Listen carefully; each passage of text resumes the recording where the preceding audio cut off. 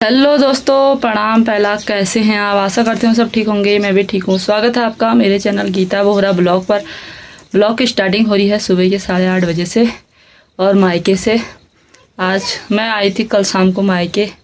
कल हम गए थे तानिके से आने के बाद मैं यहाँ पे आ गई क्योंकि नीचे वाली भी गाड़ियाँ नहीं थी और मैंने सोचा था आज जाएंगे, आज घास काटेंगे, लेकिन कुछ ऐसा हुआ नहीं। मुझे फिर से जाना पड़ रहा है कमरे में।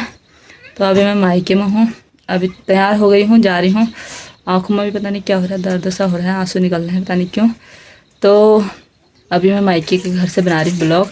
यहाँ पे मम्मी ने सब अफड़ तफड़ कर रखा है क्योंकि मम्मी है अकेले। उसका यहाँ पे बहुत ज़्यादा काम हो रखा है क्योंकि ये महीना चल रहा है असोज का।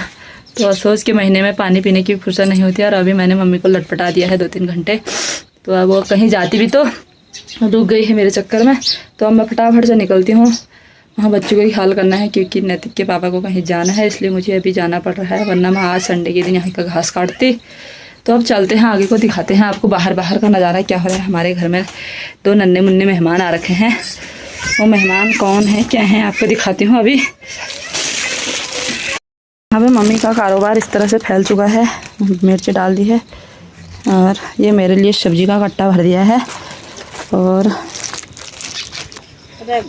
यहाँ पे है मम्मी की मिर्च का खेत जिसमें जो पहले लोगों ने देखा होगा तो इसकी हमने गुड़ाई की थी। ये है काफ़ी मोटी मिर्च, सूखने में काफ़ी टाइम लगाती है। और यहाँ पे कुछ मक्के हो रहे थे जो मम्मी ने अभी उखाड़ दिए हैं, काट दिए, मतलब क्योंकि सूअर का आतंक हो गया था तो मिर्ची को भी नहीं होने देता, इसलिए मम्मी ने मक्के काट दिए। इसमें भी कुछ मक्के हो रखे हैं और एक लौकी का बेल हो रखा है जिसमें से काफ़ी लौकियाँ मम्मी ने बेच दी हैं। और एक बड़ी सी लौकी रखी है वहाँ पर, इतनी बड़ी लौकी रखी है, ये बीज के काम आएगी। और इसमें काफ़ी करेले भी हो रखे हैं, लंबे लंबे, बहुत लंबे।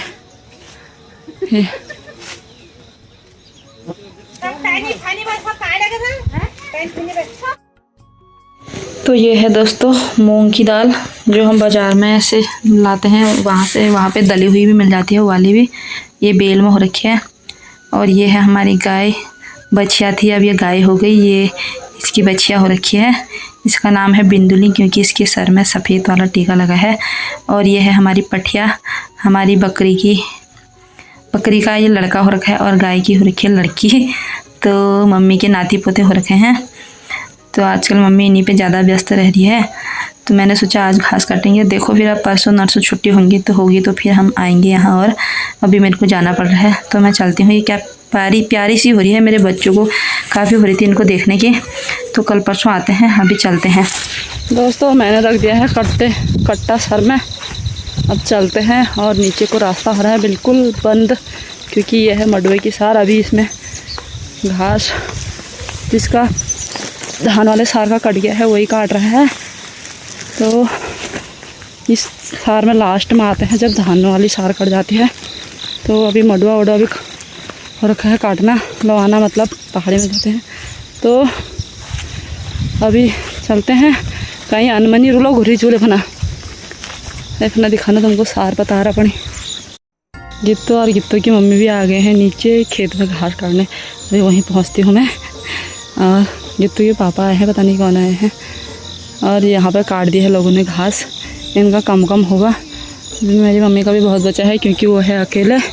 तो ये है हमारी वहाँ की मडवे की सार जो बिल्कुल बंद पड़ी है अभी। तो अब चलते हैं सीधे नीचे, जाके दिखाऊंगी आपको। और अभी का कुछ नज़ारा इस तरह से हो रहा है।